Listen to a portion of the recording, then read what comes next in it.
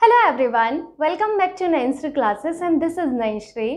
आशा करती हूँ कि आप सभी लोग अपने घरों में बिल्कुल सुरक्षित होंगे। आज की इस वीडियो में हम बिहार शिक्षक बहाली नोटिफिकेशन के बारे में चर्चा करने वाले हैं। कल बिहार शिक्षक बहाली नोटिफिकेशन आपका रिलीज़ हो चुका है, तो आज हम इसी के विषय में डिटेल में चर्चा करेंगे और साथ ही साथ कुछ डाउट्स जो मैक्सिमम स्टूडेंट्स के मन में आना बिल्कुल जायज़ सी बात है, तो उन डाउट्स पर भी हम आज यहाँ पर चर्चा करेंगे और उन डाउट्स को क्लियर करेंगे। अगर मैं बात करूं नोटिफिकेशन में आपका क्या बताया गया है, तो सबसे पहले तो आपके नोटिफिकेशन में आवेदन के लिए बताया गया है कि आप इस फॉर्म के लिए कब से अप्लाई कर सकते हैं। तो आप यहां पर 15 जून से इस फॉर्म को फिल कर सकते हैं, 12 जुलाई तक आप इस फॉर्म को फिल कर सकते हैं। तो इस बीच आप फॉर्म फिल कर लीजिएगा। कोशिश करें कि 12 जुलाई से पहले ही फिल कर लें, क्योंकि लास्ट टाइम ये होता है कि सर्वर बहुत ज़्यादा बिजी हो जाता है, तो फिर वहाँ पर प्रॉब्लम क्रिएट होती है। नेक्स्ट आता है आपका एज लिमिट। अगर मैं आपकी बात करूं आयु सीमा की, तो आयु सीमा यहाँ पर आपका 1/8/2023 के अनुसार बताया गया है कि आपका 1/8/2023 तक आपकी आयु सीमा 21 वर्ष होनी चाहिए। ये आपकी मिनिमम एज बताई गई है कि मिनिमम एज जो है आपकी 1/8/2023 के अनुसार आपका 21 वर्ष होनी चाहिए। और अगर मैं मैक्सिमम की बात करूं तो मैक्सिमम एज आपकी 37 ईयर्स यहाँ पर बताई गई है। अगर आप अनरिजर्व कैटेगरी के पुरुष हैं, उस केस में आपकी जो मैक्सिमम एज यहाँ पर बताई गई है वो 37 बताई गई है। और आप सभी को पता है कि बिहार में महिलाओं को आरक्षण मिलता है, इसीलिए यहाँ पर मैं अनरिजर्व कैटेगरी के जो पुरुष हैं उनकी बात कर रही हूँ। अब यहाँ पर बात आती है कि यहाँ पर अगर आपको प्राथमिक के लिए अप्लाई करना है तो आपके पास शिक्षक पात्रता परीक्षा में क्या होना चाहिए, क्योंकि आप सभी को पता है कि यहाँ पर प्राथमिक के लिए 70,000 से भी ज़्यादा वैकेंसी हैं। तो यहाँ पर अगर मैं प्राथमिक की बात करूँ तो प्राथमिक के लिए आपका सीटेट का पेपर 1 क्लियर होना चाहिए। क्या सीटेट का पेपर 1 क्लियर होना चाहिए, या फिर आपका बीटेट का यानी कि जो बिहार टेट होता है इसका पेपर 1 क्लियर होना चाहिए। और अगर आपको माध्यमिक के लिए अप्लाई करना है तो एसटेट का पेपर 1 आपका क्लियर होना चाहिए। ध्यान से सुनिएगा, यहाँ पर मैं आपको ये बोल रही हूँ कि क्लियर होना चाहिए, अपीयरिंग की बात नहीं हो रही है, क्लियर आपका होना चाहिए पेपर।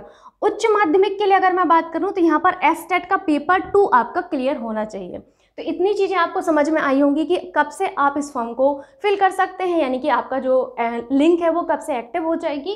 एंड सेकेंड थिंग, आपने यहाँ पर एज लिमिट जानी कि एज लिमिट आपकी क्या बताई गई है। एंड आपका यहाँ पर आपने जाना कि अगर आपको प्राथमिक के लिए अप्लाई करना है तो आपके पास शिक्षक पात्रता परीक्षा में क्या होना चाहिए, माध्यमिक के लिए करना है तो क्या होना चाहिए, एंड उच्च माध्यमिक के लिए करना है तो क्या होना चाहिए। तो ये तो बहुत नॉर्मल सी बात थी जो आपके इस नोटिफिकेशन में बताई गई है। लेकिन यहाँ पर जो डाउट्स निकल कर आते हैं वो आपको यहाँ पर बहुत ज़्यादा एक कह सकते हैं कि परेशान करते हैं, तो उन्हीं डाउट्स पर अब हम चर्चा करने वाले हैं। सबसे पहला डाउट कि आपके जो स्टूडेंट इस बार जुलाई में सीटेट जो एग्ज़ाम होने वाला है 2023 में, उसमें अगर अप्लाई कर रहे हैं, मतलब उसमें पेपर देने वाले हैं, तो क्या वो स्टूडेंट भी इसमें आपके बिहार शिक्षक बहाली में अप्लाई कर पाएंगे या फिर नहीं कर पाएंगे, ये एक बहुत बड़ा डाउट है। तो देखिए, अगर मैं इसकी बात करूँ कि जो स्टूडेंट इस बार सीटेट का पेपर देने वाले हैं तो क्या वो इसमें अप्लाई कर पाएंगे या नहीं, तो जब आप इस नोटिफिकेशन को रीड करेंगे, ये डिटेल जो नोटिफिकेशन है उसको रीड करेंगे, तो कहीं पर भी आपके सीटेट अपीयरिंग स्टूडेंट की कहीं पर भी चर्चा नहीं की गई है। ये जो नोटिफिकेशन है वो आपको मैं टेलीग्राम ग्रुप में भेज दूंगी। मेरा टेलीग्राम चैनल जो है उसका नाम है नयनश्री क्लासेस ऑफिशियल, तो आप उसको ज्वाइन कर लीजिएगा। जब आप उसको ज्वाइन करेंगे तो वहाँ पर आपको ये जो नोटिफिकेशन है वो मिल जाएगा। जब आप इसको पढ़ेंगे तो आप खुद देखेंगे कि यहाँ पर आपके अपीयरिंग जो स्टूडेंट हैं आपके सीटेट में, उनके लिए कहीं पर भी कोई चर्चा नहीं की गई है। ठीक, अब जो नेक्स्ट डाउट आता है वो आता है कि अगर कोई स्टूडेंट ऐसा है जिसने दिसंबर में जो आपका सीटेट एग्ज़ाम हुआ था वो क्लियर किया है, लेकिन अभी तक उसका जो डिग्री है या फिर जो डिप्लोमा है वो आपका ख़त्म नहीं हुआ है, मतलब अगर वो अपने डिग्री के लास्ट ईयर में है और डिप्लोमा के लास्ट सेमेस्टर में है, देन उस केस में वो क्या करेगा, क्या वो अप्लाई कर पाएगा या फिर नहीं कर पाएगा।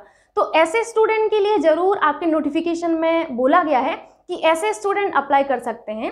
बस आपका यहाँ पर बोला ये गया है कि आपका जो डिग्री या डिप्लोमा का लास्ट ईयर या जो लास्ट सेमेस्टर है वो 31/8/2023 तक यहाँ पर आपका जो पेपर है वो हो जाना चाहिए। अगर आपका पेपर 31/8/2023 तक हो जाता है देन इस केस में आप यहाँ पर अप्लाई कर सकते हैं। लेकिन अप्लाई करेंगे जब आप, तो आपसे यहाँ पर एक आपका जो बेसिकली जो एडमिट कार्ड होता है वो लगेगा और एक डिक्लेरेशन फॉर्म लगेगा, तो वो आप अपना जो है एडमिट कार्ड संभाल के रखिएगा और डिक्लेरेशन फॉर्म आप यहाँ पर फिल कर लीजिएगा, तो आप यहाँ पर अप्लाई कर सकते हैं। ये चीज़ आपको क्लियर हो गई होगी कि अगर आपने पिछला सीटेट क्लियर किया है लेकिन आप यहाँ पर अभी अपने डिग्री या डिप्लोमा को कंप्लीट नहीं कर पाए हैं, तो उस केस में आप यहाँ पर जो आपका शिक्षक बहाली है बिहार की, यहाँ पर आप अप्लाई कर सकते हैं, कोई प्रॉब्लम नहीं है।